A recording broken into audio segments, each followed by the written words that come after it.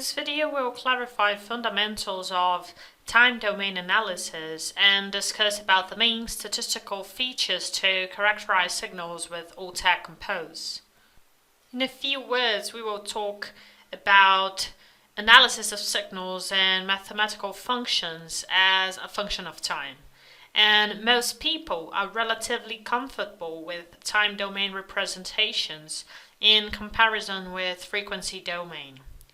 The signal's values are known for all real numbers, for the case of continuous time, or at various separate instants in the case of discrete time.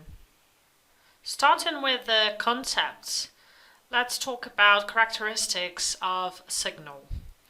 There are some main characteristics of a signal in time domain analysis, which we could point as the maximum positive amplitude, the maximum negative amplitude, and peak-to-peak amplitude.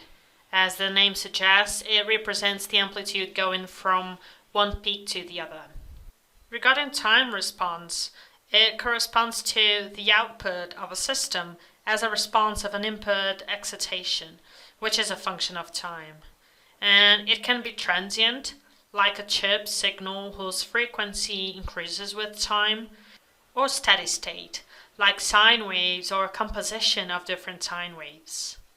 Moving to statistical features in the context of signal processing, statistics and probability are used in this field to characterize signals and the processes to generate them. As one of the main targets of signal processing is to reduce noise and other undesirable components in acquired data, statistical features allow the signal to be measured and classified, which helps to identify these spurious components. The first feature is mean, which is a statistical term for average value of a signal. It represents the central tendency of the data in question, and in some cases it can be the operating point of a physical system that generates the time series. Then we have median, which is the middle value in a set of values arranged in order of size. Our third statistical feature is standard deviation, a measure of the dispersion or variation of a signal.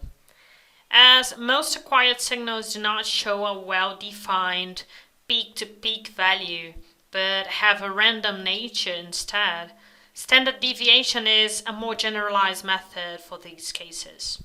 And it is an indication of how close the data is to the mean value of the signal.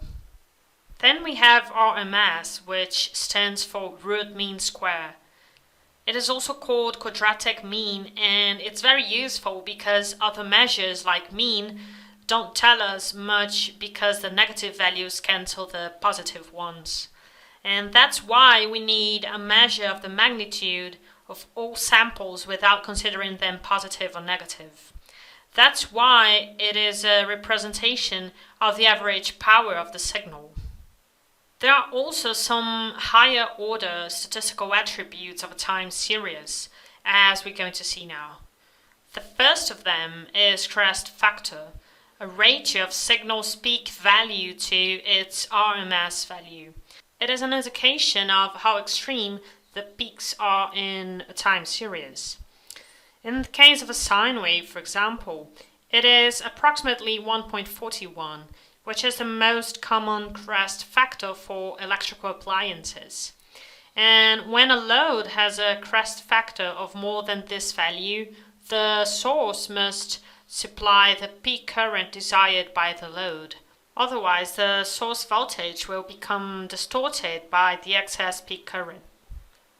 Then we have skewness, which is the degree of distortion from the symmetrical bell curve of the normal distribution of a time series.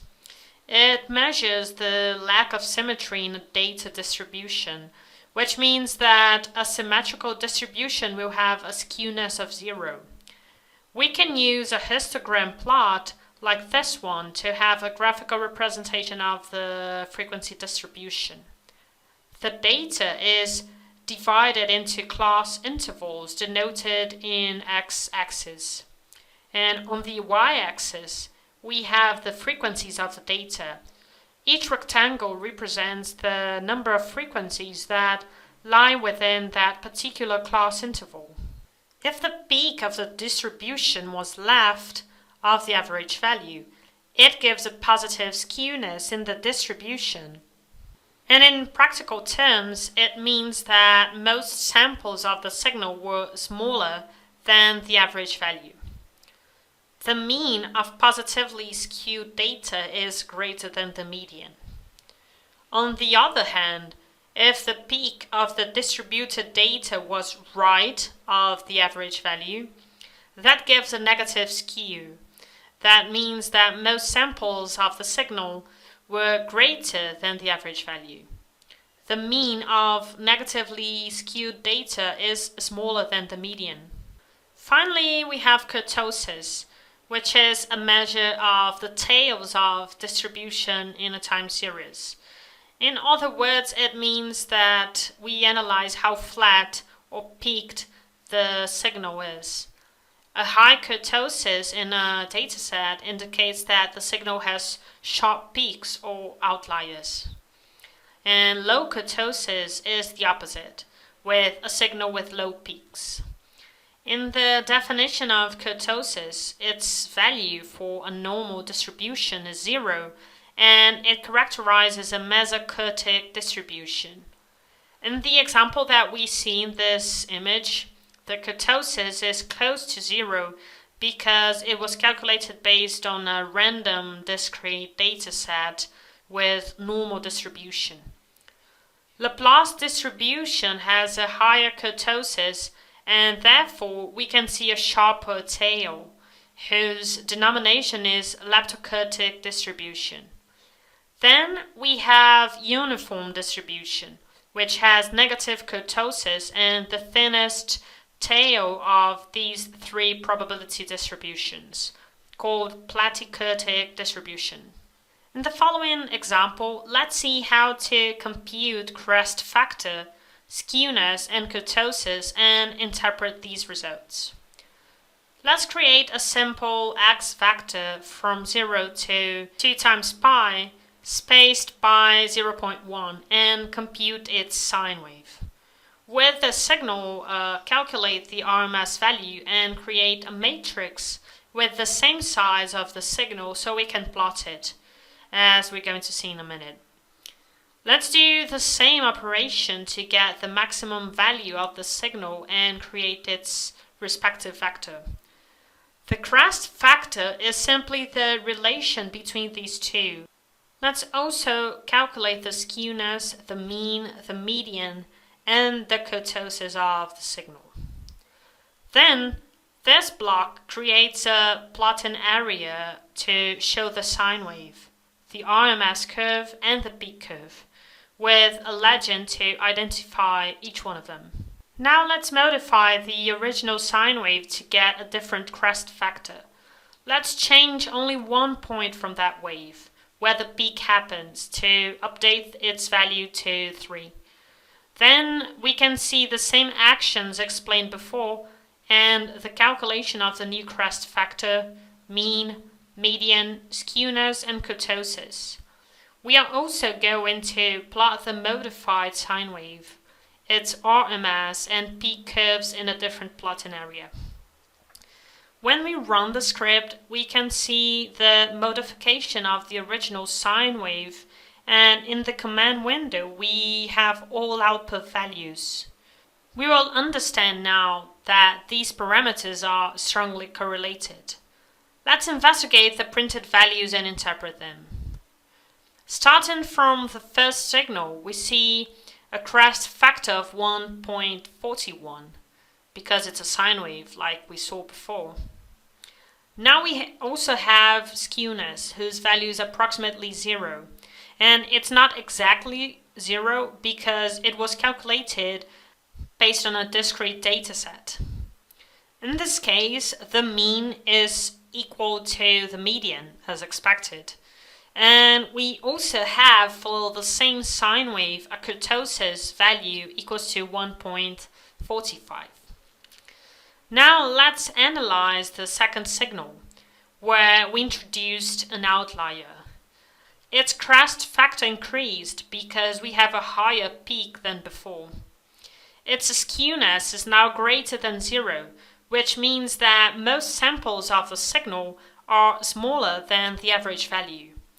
And it gives a positive skewness in the distribution, and we verify that because the mean of the data is greater than the median. And finally, kurtosis is greater than in the original signal, representing that this new dataset has sharper peaks, namely outliers, than before. Now exploring a bit about autocorrelation and cross-correlation, we are going to see how to measure similarity of signals, which is especially valuable for pattern recognition. Autocorrelation is the correlation of a signal with a delayed copy of itself as a function of delay. Some examples of applications have the purpose to find repeated events, such as presence of periodicity obscured by noise and musical beats to determine tempo, and to identify missing fundamental frequency in a signal implied by its harmonic frequencies. Then we have cross-correlation, which is a measure of similarity of two time series as a function of the displacement of one relative to the other. Examples of applications serve to identify similarity between multi-channel signals and to measure differences between signals such as delays. The next example will show how to use autocorrelation in a sine wave. Let's take the same sine wave that we had in the previous example, but now until twice the period, so we can see the repetition of the waveform.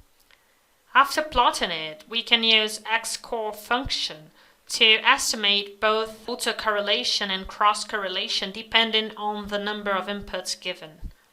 Let's start given one input, which means that the autocorrelation will be calculated. Then let's create the lag vector. And lag is essentially delay, and as we shift the time series, we begin to see the correlation values decreasing, as we are going to verify shortly. Lag versus correlation will be plotted in sequence. Let's run the script to check the plot.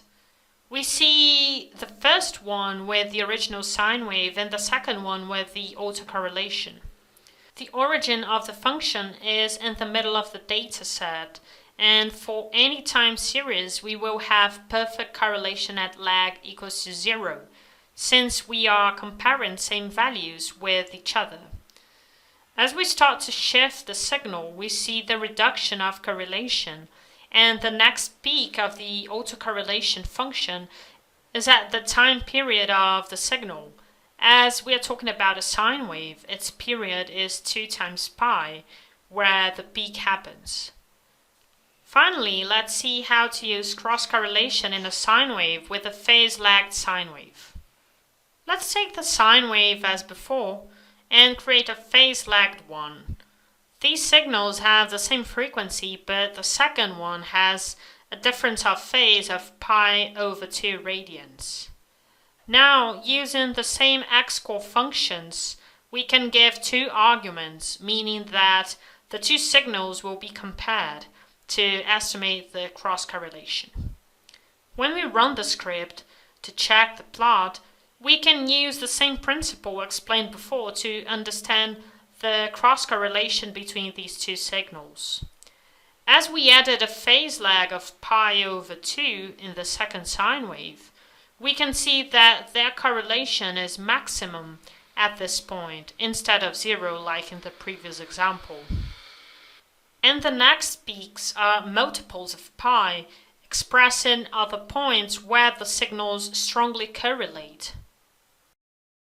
Please visit Altair Forum, a place where users can interact, ask questions, exchange information, and post about model-based development.